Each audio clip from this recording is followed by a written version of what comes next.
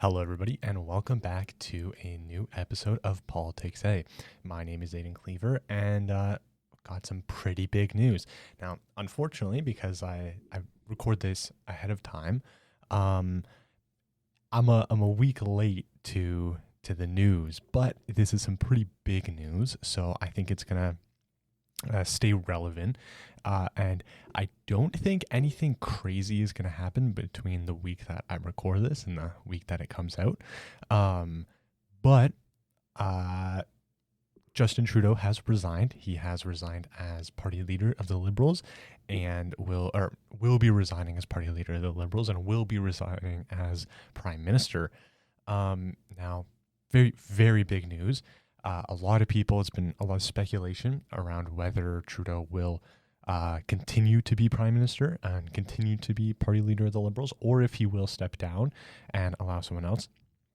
For a while, it was looking like it's not going to be a thing and that he wasn't going to step down because he kept saying that, no, we're continuing this. But over the past few months, he's had lots of talks with his caucus, and there have been a lot. It started with just a few ministers within the Liberal caucus, and then continued to just snowball into more and more that were saying that, no, he needs to step down, and that were pressuring him to step down. Then I think maybe the tipping point for him was Chrystia Freeland, his deputy prime minister and minister of finance, stepping down and kind of blasting him on her letter.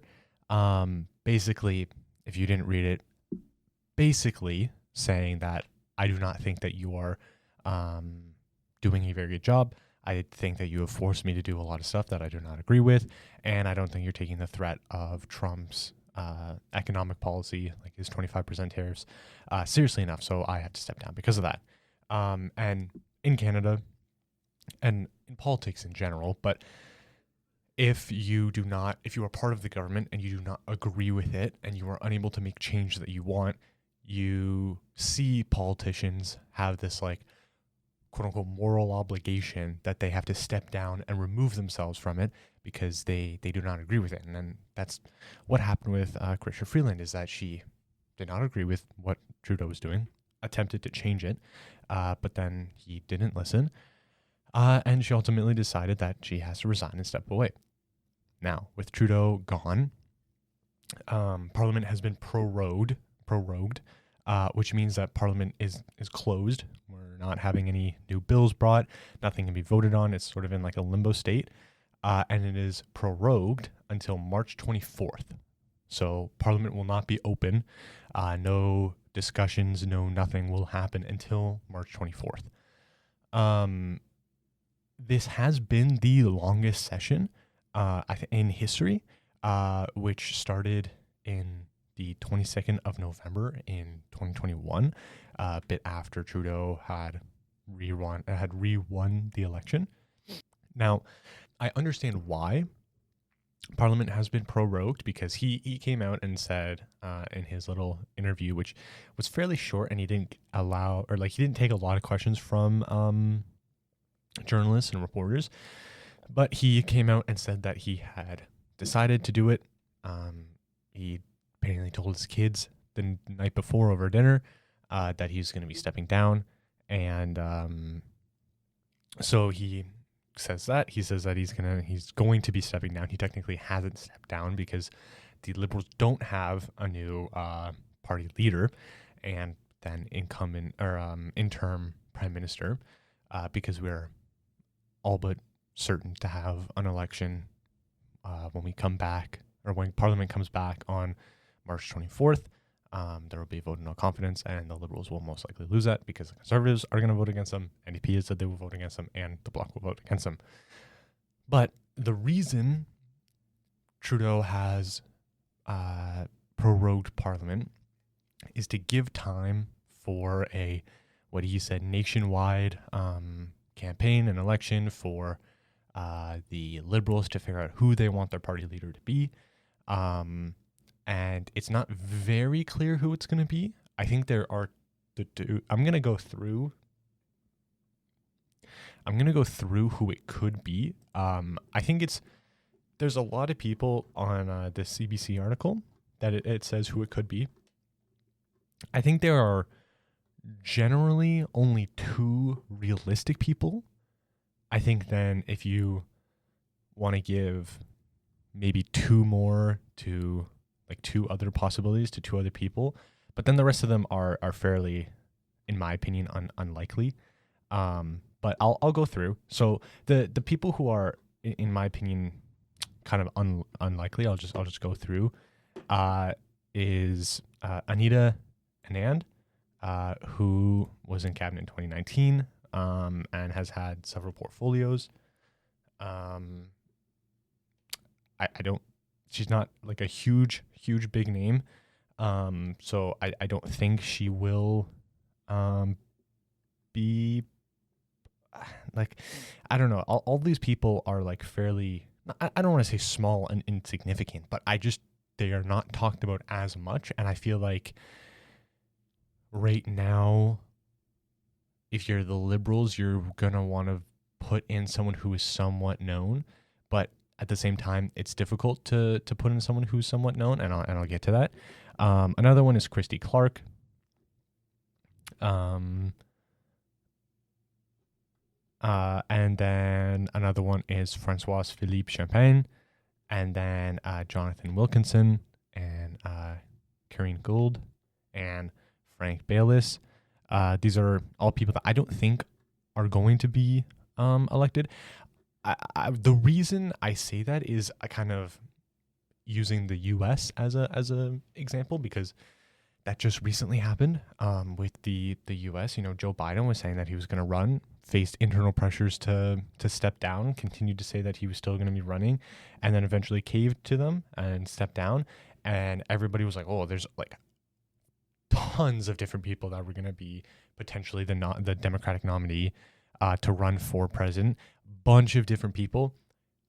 Turns out it was kind of the most obvious choice, Kamala Harris, his VP. So I'm going to kind of continue with the most obvious ones. Now getting to the like top two that maybe have a chance, but it is also a bit of a trend with liberals is that they go English, French, English, French, English, French, English, French. And right now we're at French with with Trudeau. So these two are French.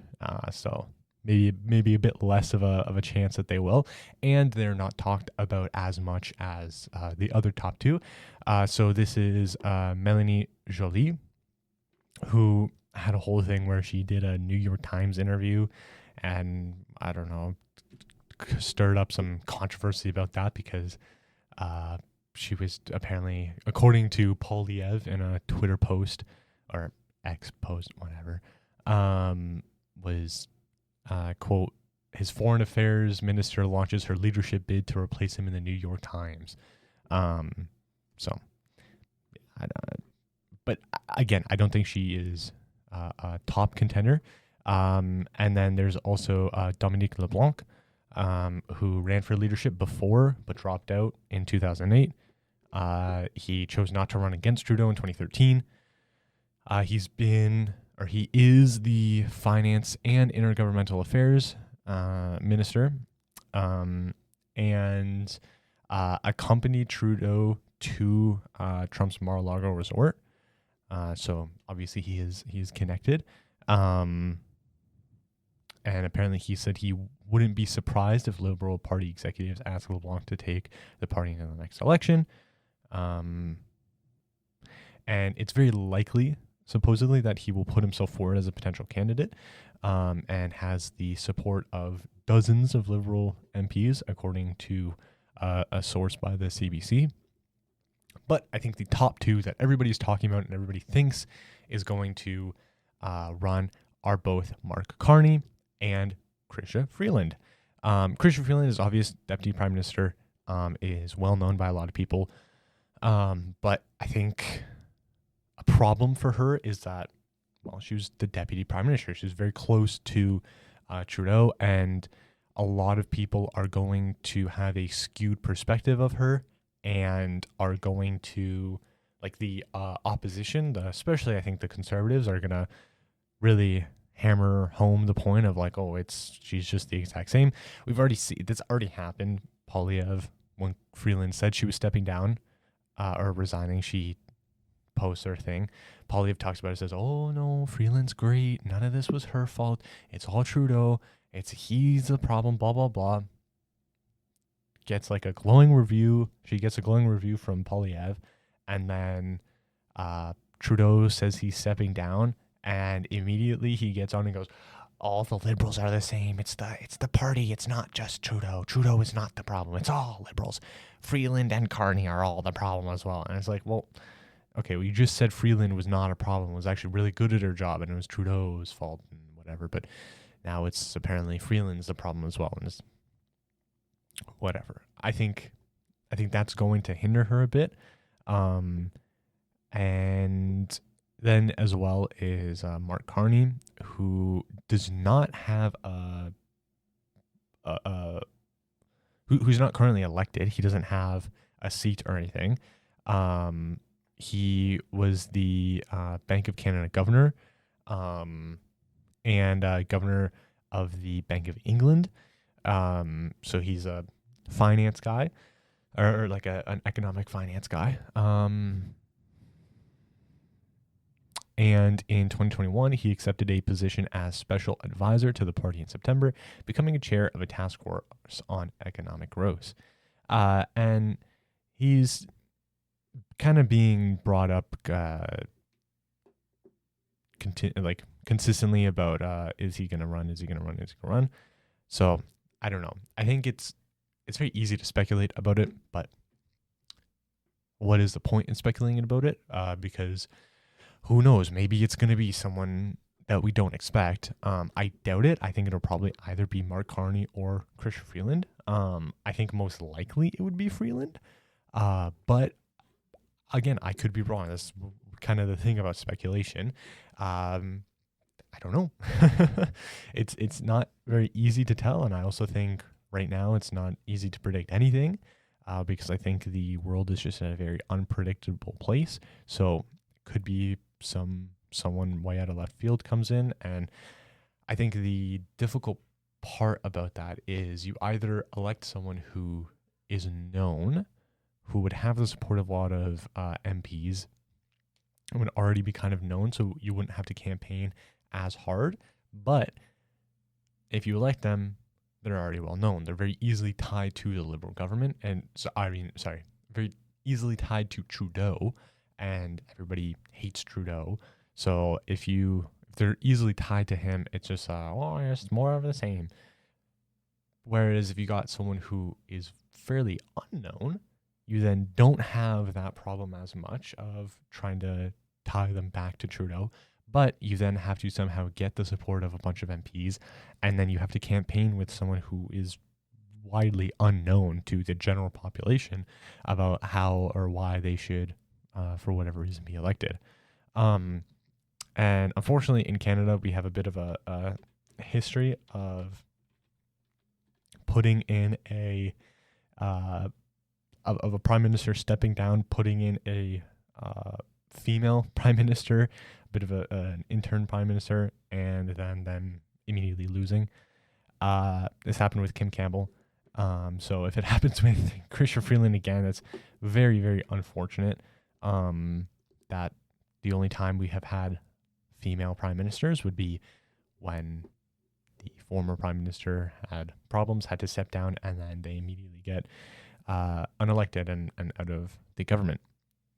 Now, I think there are a lot of reasons why people do not want Trudeau. I think if you think realistically about why you don't want Trudeau, I think there are a few different camps. I think there are people who are differ politically, people who actually do differ politically and have a history of voting conservative, let's say, because they do not agree with Liberal policy. I think there is that camp.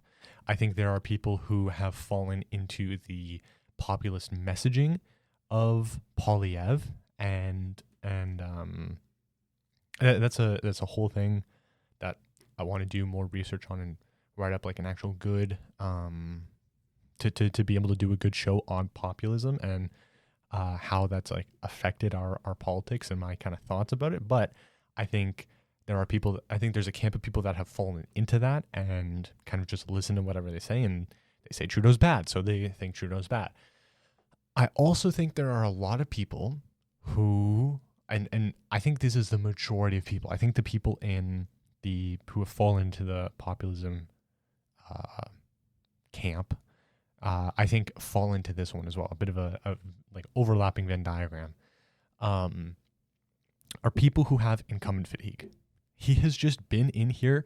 He's been prime minister for a very, very long time. And Canada doesn't have term limits. You could be prime minister if you keep getting elected for 50 years. Like, Canada doesn't have term limits, which I don't think is a bad thing. I think that is generally a good thing. You have to call an election you have to call an election every 5 years at least. You can call an election earlier. You can't call an election earlier. It has to be every 5 years. But there are no term limits. So you can get elected you get elected, go a full 5 years, call an election, get elected again, call an election, keep going. And you can be in power for a very long time. And I don't think that is a bad thing, because if we have a free and fair democracy like Canada does, then if we keep electing the same person, then clearly they're doing something right. So I don't think that's generally a bad thing, but it does result in incumbent fatigue. If you look at the US, they have term limits. You can only serve 2 terms, and each term is 4 years. So you can only serve 8 years.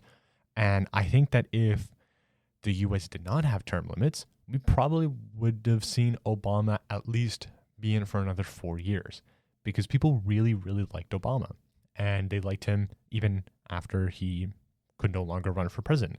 There's a large majority of people who probably still would have voted for Obama, and he potentially could have still won. So I think that you don't see incumbent fatigue as much in the US, but in Canada, you do see it. This is not a Trudeau specific thing. It happens every time we have a prime minister. They come into power, they're in power for a good long time, and then everybody hates them. And there are so many reasons why they're so bad and they're awful and blah, blah, blah, blah. So then we boot them out and we get someone else in, and they're going to fix the country. And then they're in for a long time, and then everybody hates them and we get rid of them and blah, blah, blah. So I don't think I think it's generally the thing is that it's just incumbent fatigue. People are sick of him because he's been here for such a long time. And there's a quote from some stuff from the BBC that I want to quote.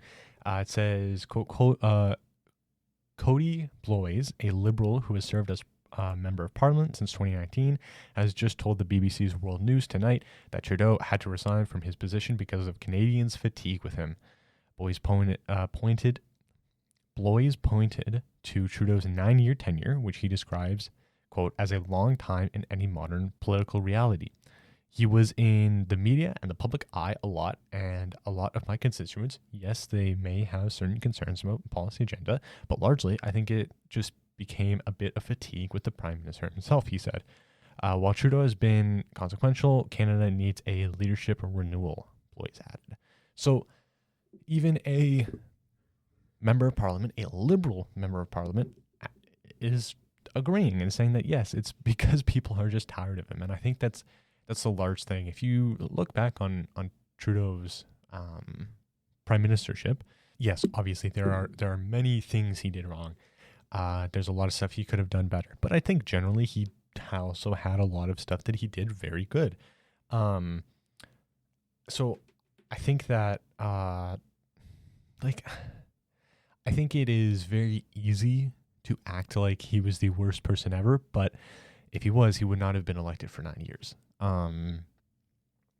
And I think it'll happen with PoliticsEh. Everybody thinks that when PoliticsEh comes into power, everything's going to be amazing, but I personally don't think it will be. I don't think that PoliticsEh's going to come in and lower prices. Prices are going to stay where they are. What we need to do is raise wages. Deflation is not a thing, and not a good thing. You don't want prices going down, because then nobody ever buys anything.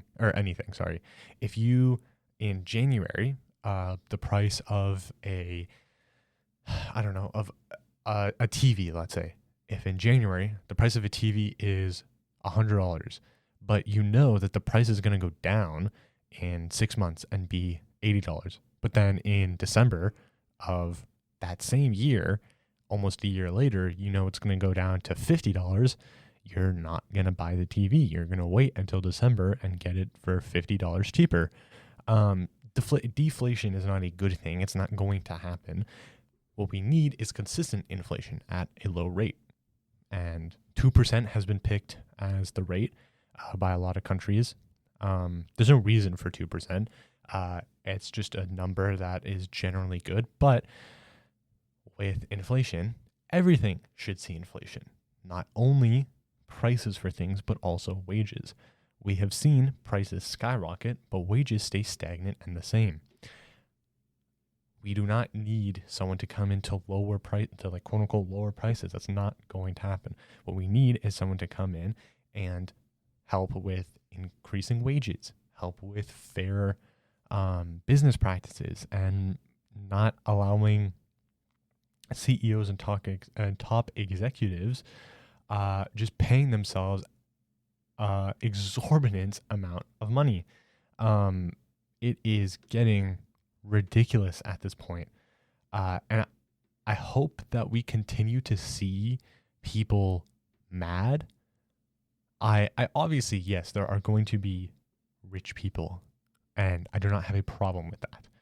What I have a problem with is when a CEO pays themselves $24 million a year, gives themselves massive bonuses, $1 million bonuses, stock options, everything, while decreasing the quality of their product, increasing prices, laying off staff, and then acting like it is the consumer's fault.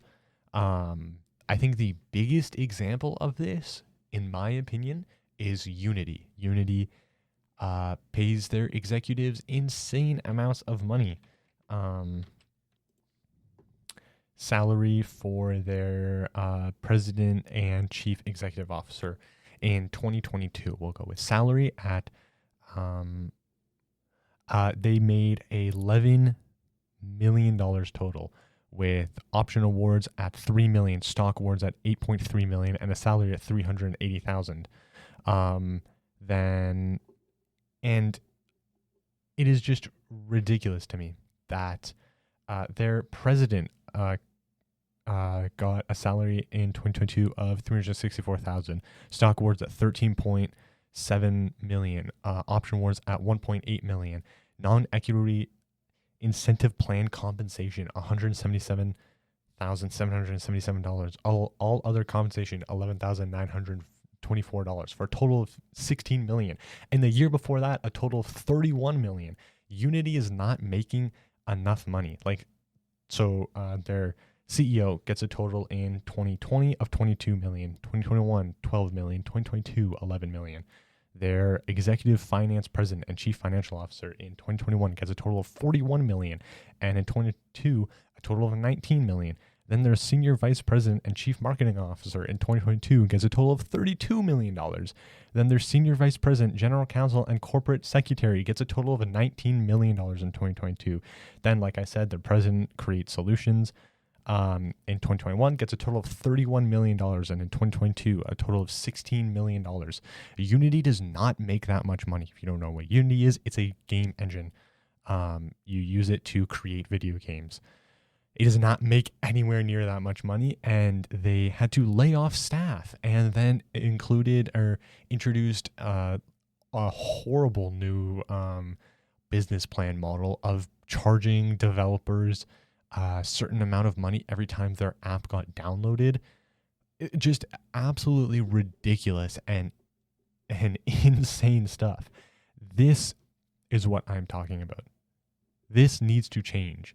And it does not change unless governments somehow do something. And I do not think that PoliticsEh is going to do anything. I think he messages and talks a lot about the average person.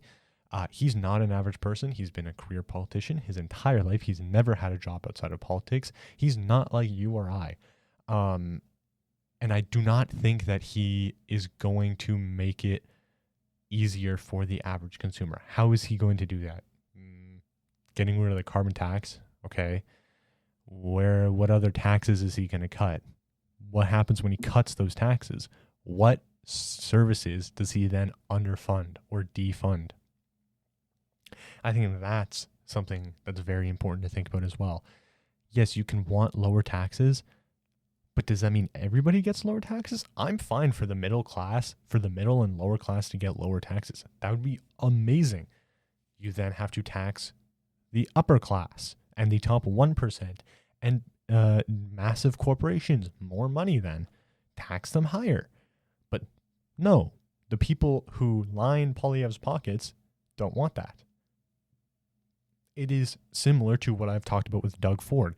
Doug Ford does not do anything for the average Ontario citizen. He has made deals for his rich buddies, and he just doesn't do anything or lower taxes for the average person. He has not lowered taxes in Ontario for anyone, which, by the way, in a month or so, we're going to be getting our $200 check. So look forward to that. But yeah, I think I heard it a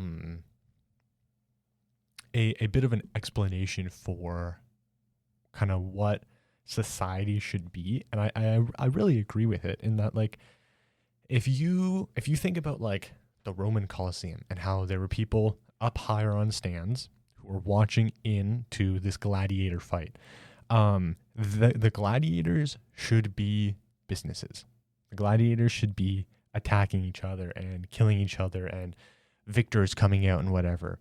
And then society, its citizens, should be raised above and living in luxury and living well off and not having to deal with the fights.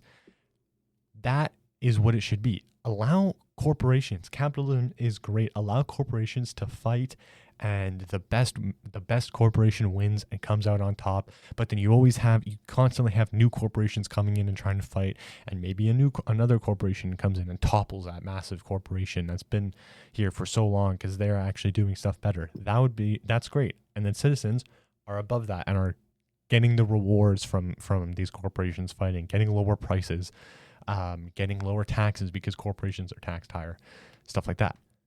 Instead, it's the reverse. Citizens are, the society is at each other's throats. We're constantly fighting each other while companies conglomerate into more bigger and bigger companies, and we have monopolies, and it's ridiculous and insane in my opinion. And unfortunately, I do not think that with Poilievre, I'm going to talk about Poilievre winning because he is going to win. I do not see how anyone else is going to win. If you look at any polls, but again, polls are polls. People actually have to go out and vote. But I don't see Poilievre losing. I don't see Jagmeet Singh winning at all. And I certainly don't see whoever the Liberal leader is coming in and winning. And then obviously the Bloc won't win because they only run in Quebec. But yeah, I only see Poilievre winning. So I'm interested to see how he'll deal with the economy, because the economy is a problem right now. Prices are too high. How is he going to force prices either lower, which I don't see happening, or how is he going to help with taxes that actually affect people and don't destroy any of our social services that we have? Or how is he going to help with increasing wages? Because I think increasing wages is something that we need to do. When the CEO is making 600 times more than the average person or their employees, that's bad. When you're making 300, I think it's around like 300 times, sorry. When you're making 300 times, that's insane. You should not be making that much. Executives should not be making $20 million a year. They don't need that much money. Like, Unity paid 5 executives $150 million. Like, it's not only Unity. I'm saying Unity because they are just a very good example of this, but it is literally anybody. So I don't know. I'm not optimistic about Poilievre coming in. I've gotten a little bit more optimistic with how he's going to deal with relations with the U.S. because he's been fairly outspoken against Trump, which kind of surprised me. I assumed he would have been like very buddy with Trump and like kind of just let Trump walk over Canada. Which is another thing about Trump talking about how Canada's going to become the new 51st state of the U.S., which does not make sense to me. He thinks all of Canada can be one state. That would never happen. Like, all the provinces can't agree on a single thing. Like, there's no way that would happen. We would have to separate into just provinces. Each province would have to become a state. But I do not think that he genuinely believes it. I think it's him just like trolling a bit. But he's also talked about getting rid of the imaginary line that separates us and using economic to get what he wants. He's talked about that with for whatever reason, wanting back the Panama Canal and saying that it should never have been given away, or I think he said it should never have been built in the first place, which is insane. The Panama Canal has it's amazing. It's allowed the Pacific and the Atlantic to be connected and has allowed for trade. Otherwise, you'd have to go all the way around South America, like all the way down around South America, which just makes the trek a lot longer and would result in higher prices for stuff. But he's talking about how he wants to get that back, and wants Greenland I don't really understand his obsession over Greenland, and also wants to rename the Gulf of Mexico to be the Gulf of America. Like, I honestly don't even know. Like, it is, I kind of try not to listen to what Trump says because it's very difficult to tell if he's being serious or thinks he's being funny and like trolling and whatever. But it's, I don't know, it's very difficult to tell what he's actually going to do. It's very difficult to tell what he's actually going to do. But I do think that it seems like PoliticsEh is actually wanting to fight back against this a bit, which I appreciate. I'm glad that he says he wants to do that. I can't wait to see if he actually fulfills and goes through with that. But if that's what he says he wants to do, that would be great. I would appreciate that. I don't think PoliticsEh will be a good prime minister. I don't think he's going to be the worst person ever. I don't think he is going to destroy Canada unless he, for whatever reason, tries to give up Canada to the U.S. That would be the only way he would destroy it. But like, I also don't think he's going to save Canada. I don't think he's like sent from heavens above to come down and save Canada. Like, I think people are putting too much faith and becoming incredibly parasocial with politicians. Like, if you look at people who are part of MAGA, not people who like or support Trump, people who are part of MAGA and the cult around it, because it is, let's be honest, it is a cult. They are like super obsessed with Trump, and it's to a point, like to a parasocial point where they think they like know him so well and that he's their best friend. There are people like that with PoliticsEh, and I think it's a bad thing. I personally don't really get like that with celebrities or anyone like that. And I certainly have never and hope to never get like that with a politician, because a politician does not care about you. It's unfortunate. And I think there are some politicians that try to care, but generally you are just a number. You are a vote for them. They're not your friend. Maybe on like smaller scale politics, like municipal politics, they are more connected and more in the community. But especially for a like country leader, like a prime minister or a president, they don't really care about you. Like, PoliticsEh does not care about me. PoliticsEh does not care about you. He cares about your vote and that you'll vote for him, but he doesn't care about you specifically. So I think it's going to be interesting. I would, any advice I would get, I don't really know if I would call it advice, but what I would say is read everything with a grain of salt. do a bit more research than just reading the headline, and try to think critically. Like, I don't like Trudeau, but that doesn't mean I hate him and I love PoliticsEh. I can not like Trudeau and not like PoliticsEh. I think Trudeau has had his time. I think it's a good thing that he stepped down. He probably should have done it much earlier, to give whoever is going to be interim prime minister a better shot and a better chance than a couple months. But I do think it is a good thing that he stepped down. So I would say try to be independent and not listen to one person. Also, don't be like, oh, I'm anti-mainstream media. I think it's fine, man. Like, I read CBC articles or BBC articles or Toronto Sun articles. Like,